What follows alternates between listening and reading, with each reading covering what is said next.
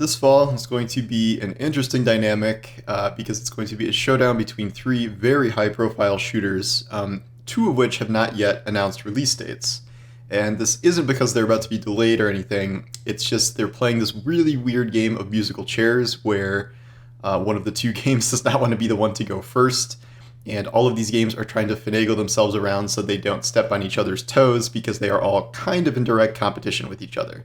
The three games are Battlefield 2042, Call of Duty Vanguard, which we believe is the official name as we speak. A lot of things are leaking out about the game right now. And Halo Infinite, which is Microsoft's long-delayed massive Halo project that will be out this year, even if they still don't have a date yet. Battlefield 2042 has already picked a date. It is October 22nd, 2021, so it is going to be like right in the middle of the holiday window here. And what we think is going to happen in the next week or two here is going to be the announcement of both of the dates for Call of Duty Vanguard and Halo Infinite. The leaks suggest, in addition to all the other stuff they've talked about, the new kind of World War II game that's coming, and different aspects of that with zombies mode and this and that. One rumor is that the date will be announced at some sort of event or reveal thing on August 19th.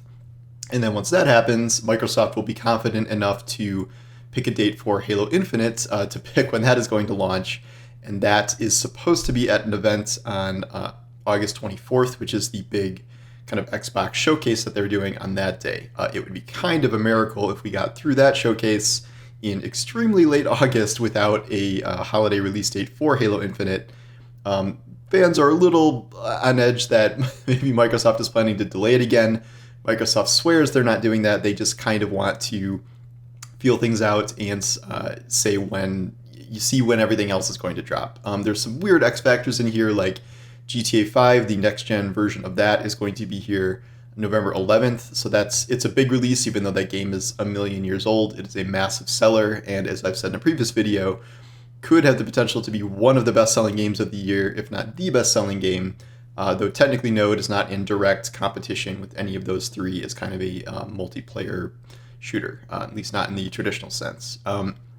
It stands to reason, usually kind of mid to late November is when a lot of these games drop. Call of Duty has changed over the years, but I would not be surprised to see Call of Duty and Halo Infinite in November. Call of Duty has been kind of all over the place with its, swapping around development teams and working on Warzone. They are supposed to be doing some sort of reveal in Warzone itself for the new season, whether that's the date or just kind of the official reveal of the setting. That's going to be interesting to see how they do a World War II setting in the very not World War II Warzone. And then Halo Infinite has had a very successful multiplayer test, and they're going to do at least, I think, a couple more besides that. And they are absolutely going to release it this year, Microsoft swears. And it is going to be a very big year for Halo as a result, because not only is Infinite coming out, but Xbox will also have Forza Horizon coming out as well. And we still, talking about release dates, we still don't have confirmation that Sony has actually delayed its biggest game of the fall, which is Horizon Forbidden West. There have been reports that game has been pushed to early 2022, and yet Sony has not actually come out to comment on that, and they have not said whether that is the case or not. Again, not in direct competition with these others, but Microsoft is in a good spot, having kind of two really major releases out this fall. So we should know when all of these are coming out in the next 2 weeks or so, once these events happen.